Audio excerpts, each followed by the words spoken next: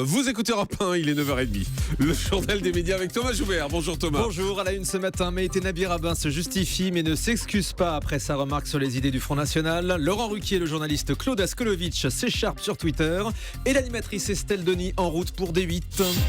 Et il n'y a pas donc que Nadine Morano au cœur des polémiques, il y a également Maïté Nabir-Rabin après ce qu'elle a dit sur le Front National jeudi dans le Grand Journal. En interrogeant l'avocat Éric Dupond-Moretti, la présentatrice du Grand Journal avait parlé de discours de vérité à propos des idées du Front National, une formulation qui lui a été fortement reprochée à la fois sur les réseaux sociaux et par bon nombre de ses confrères. Maïté Nabir-Rabin a donc commencé son émission de vendredi en revenant sur cette polémique. Écoutez. Hier soir, je recevais donc ici même Éric Dupond-Moretti et dans mon interview, j'ai utilisé à propos du Front National l'expression « discours de vérité ». Il était question de la forme, pas du fond. Et d'ailleurs, ça a été sans ambiguïté pour Éric Dupond-Moretti, qui en a d'ailleurs témoigné ce matin, je l'en remercie. J'aurais pu dire un discours cash, un discours anti-langue de bois, c'était évidemment le propos de l'émission. J'ai dit un discours de vérité. Alors pour éviter tout nouveau raccourci, je vous renvoie au replay sur canalplus.fr.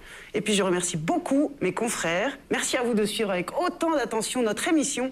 Et donc mes interviews, surtout continuez. Mais s'il vous plaît, n'hésitez pas à être tout petit peu détendu quand même. Voilà, pas d'excuses, pas d'explications, elle assume. À noter que la polémique n'a pas vraiment servi le Grand Journal qui a réalisé vendredi le pire score d'audience de son histoire à seulement 457 000 téléspectateurs. Un échange tendu entre le journaliste Claude Askolovitch et Laurent Ruquier. Hier matin, sur son compte Twitter, Claude Askolovitch a reproché à Laurent Ruquier d'avoir invité Nadine Morano dans On n'est pas couché samedi soir sur France 2. On a vu au début de l'émission que les propos de la députée européenne avaient fait polémique. Laurent Ruquier n'a pas hésité à lui répondre en affirmant que Claude Askolovitch lui avait réclamé une place de chroniqueur dans son émission. Si vous aviez eu la place de Moix comme vous le souhaitiez, vous auriez reçu Nadine Morano, écrit Ruquier. S'en est suivi un échange où Claude Askolovitch dément et accuse l'animateur de délirer ou de mentir. Mais Laurent Ruquier a maintenu « J'aurais dû enregistrer vos appels ». La rentrée des Guignols de l'info, encore retardée. L'émission humoristique de Canal ne devrait pas reprendre avant fin octobre, début novembre, selon Libération. La nouvelle équipe se prépare activement. L'écriture des premiers sketchs, la préparation des tournages, la construction des nouvelles marionnettes et des décors devrait encore prendre 4 à 5 semaines environ. Quant à l'émission Groland, qui n'a pas encore fait sa rentrée non plus sur Canal, l'émission est absente des grilles en ce moment en raison de la Coupe du Monde de rugby. Le programme sera de retour le samedi 24 octobre. En revanche, c'est aujourd'hui que l'émission du midi de Canal+ fait sa rentrée. La nouvelle édition sera désormais présentée par Daphné Burki chaque jour de 12h45 à 14h dans une nouvelle formule. L'émission s'ouvre au mode de vie et aux tendances. Les thématiques d'emploi, d'éducation, de sciences ou de sexualité seront abordées. Et puis un chroniqueur va aussi partir faire le tour de France de la cuisine. Estelle Denis pourrait quitter TF1 pour rejoindre D8. Les sites de Téléstar et BFM TV annoncent que l'animatrice est sur le point d'arriver sur D8 pour présenter la nouvelle émission quotidienne qui va précéder Touche pas à mon poste. Pour le moment, Estelle Denis n'a pas fait de commentaire. Cyril Hanouna a indiqué vendredi que rien n'était fait. Mais après avoir présenté quelques primes et le tirage du loto, l'animatrice n'a plus d'émission régulière sur TF1. Elle a déjà rejoint l'équipe de Cyril Hanouna ici même sur Europe 1 dans les pieds dans le plat.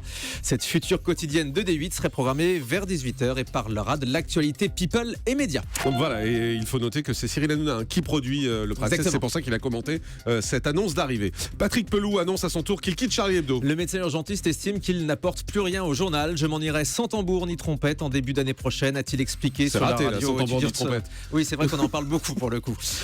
Il s'est exprimé pourtant sur une toute petite radio, radio étudiante Web7 Radio.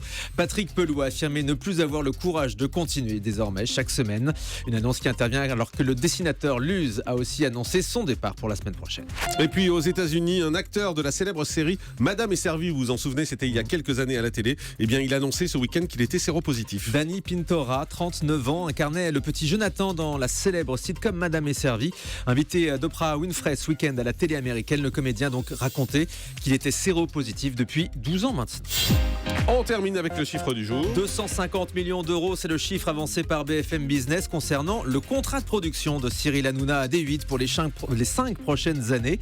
Pour garder l'animateur, la direction du groupe Canal, propriétaire de D8, aurait donc mis sur la table 50 millions d'euros par an.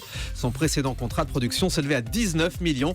On rappelle que l'animateur a été très courtisé par les autres chaînes. C'était. Effectivement, on rappelle que les 50 millions, c'est pour produire des émissions. Oui, c'est pas sûr. 50 millions dans sa poche. C'est pour ça qu'on parle de contrat de production.